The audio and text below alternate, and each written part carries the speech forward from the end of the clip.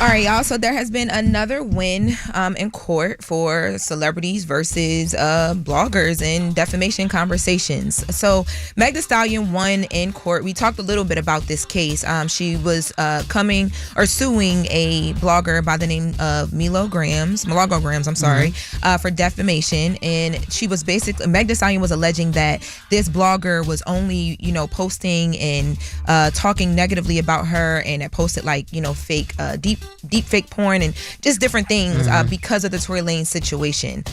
So yesterday in court, the jury awarded Meg Thee Stallion $75,000 in damages. So it breaks down like this. So it's $15,000 for defamation, $8,000 for emotional distress, $50,000 for the deep fake porn that was posted online, and some additional, and $2,000 for punitive damages and emotional distress. Now, under Florida law, they did determine, because there was a conversation in court about whether the blogger is determined media or a media person or not. They did determine that she would be identified as a media defendant. So because of this, there is just a process under the Florida law that you're supposed to send a cease and desist to whatever news outlet, the media person, before filing the lawsuit.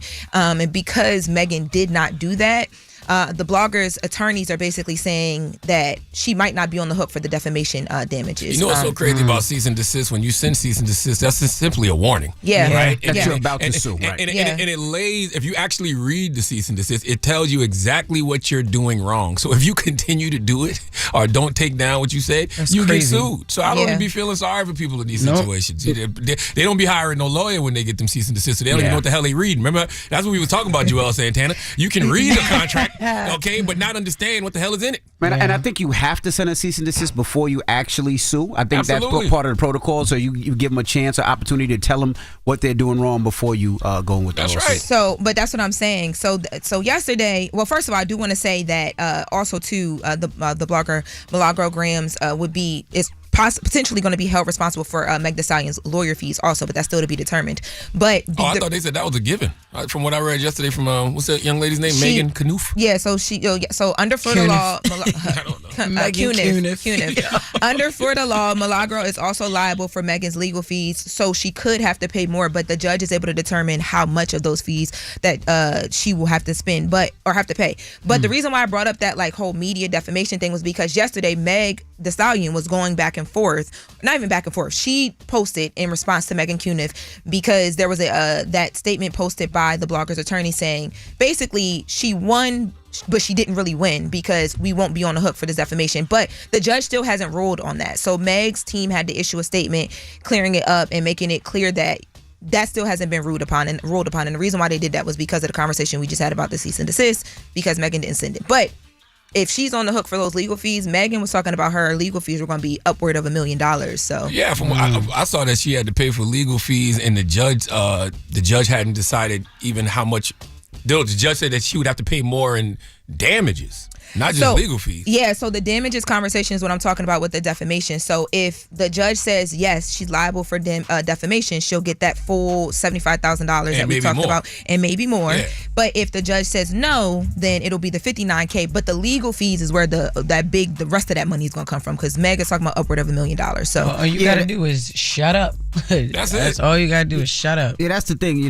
When these people say these defaming things against people, do they have the money to actually pay these lawsuits? So if somebody pays $1 million and they gotta, get the money, garnish the wages, how long is that gonna take to get all that money back? Yeah. I'm not for sure. I think it's the principle, though. I don't think that they actually trying to get any money. It's just the principle. You're not gonna be around here just saying whatever you want about me. And look, for everybody who wants to be in this media space, you got to understand that there is consequences for your actions. You can't do what you want. You can't say what you want. Okay, I know y'all don't want to hear that, all right? I know that y'all not under FCC rules and regulations, but there still is, consequences in the court of law. Yeah. As you've seen over and over. Yeah. I ain't seen a blogger win nothing yet. Nah, not all. But also, you got to have somebody that don't give a F, right? Because what you mean? I know I'm going to spend that $1 million, and I know I'm probably not going to give it back, but it's worth it to that individual to just say, I'm going to F off that $1 million. Some people got the time, and some people, got the money. But on the other side, too, I mean, and this is going to sound really crazy, but on the other side, you might have, and I'm not saying this about this one blogger, but you might have people who don't care about having to be held responsible for this money because they're going to run off and not pay it. But now everyone's talking about them, and it kind of puts them, like, there are people who are like that as well, too. And that's probably what this blogger thought, because other people that we've seen, bloggers or whatever, who don't even deserve for nobody to say their name on this platform right here, they get sued and they act like they don't care. You know what I'm saying? So, like, if another blogger sees that there's no real consequence for another blogger being sued and nothing comes of it, then they gonna think the same thing for them. Well, I want to say this, right? You can feel that way, but if you can't pay a lawsuit settlement, then the other party can legally enforce the judgment of I don't know about no jail, but garnishing your wages. Correct. Right? They'll seize your bank accounts. They'll put liens on your property. Like, who got time for all of that? Like, you might start getting the assets taken away from you. Yeah. Like, who got time for all of that? You'll be in debt. You got damage to your credit. Who cares about you? You want all of that just for a lie? I don't know about no jail. If you evade not paying people, can you go to jail? If you evade not paying people back and all that? I ain't never heard that. No. I think you just get everything taken away from you, though. Like, everything. Asset seizure. Yeah. Okay. Like, I don't think it's jail. I think you just get everything taken away. Because once that creditor can take complete control of your assets, you know what I mean? Bank accounts, personal property gone. Like, who got time for that just because you want to spread a lie for engagement? And then this is all pride. Like, it's pride, because if you get a cease and desist, and you just take it down, it's pride and it's ego. She didn't get one in this case, though. Oh, you saying she didn't? My bad. She didn't get one. Okay. And that's why I was having the whole conversation about what she gonna be liable for, what she's not. But that still hasn't been ruled upon, so there will be more. But yeah, she didn't get one in this case. But in other court news, that young lady's pretty too, by the way. Milagro? Yeah, she is. She is. Speaking of just pretty, she could be doing a lot more. I was about to say, I feel like both of them did the way that they both look so good showing up to court, and I know that probably doesn't matter in this, but they both, Meg Thee Stallion and her, looked amazing coming into court every single day. So yeah, I know Meg posted her outfits yesterday, like all of her suits and her looks that she was wearing, but yeah, y'all don't care about the outfits, huh? Cute. Yeah. But in other court news, as we wrap, yesterday, Todd Tucker, estranged husband of Kandi Burruss from Real Housewives of Atlanta, he filed a response to her divorce filing, and he's asking for primary custody of their 2 children. So you guys know that he has children outside of Kandi, but they share 2 children together. And basically what he's saying in the petition is that the two children that they share are in his custody, not his custody, but in his care majority of the time, because Kandi travels a lot for work. So he's asking to be in full primary custody of the children. And this did not, he says that they work well together as parents, and he's not calling her a bad parent. But of course, this didn't hit well at all with people, because people are like, why would she not, you know what I mean, be also determined full custody of her children.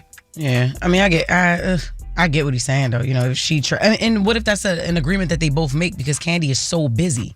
You know what I'm saying? So what, you know? Yeah. I don't know. Yeah, he's also pushing back on some stuff with the prenup as well too. But I know we got to wrap, so we'll wrap here. All right. Well, thank you. Latest with Loren. Charlamagne, who you giving that down to? Well, speaking of pushing back, what happens when you get your hairline pushed back? We'll discuss all right when we come back. We'll get to that next. It's the Breakfast Club. Good morning. Woke up. Wake you up. Wake that ass up. Program your alarm to Power 105.1 on iHeartRadio.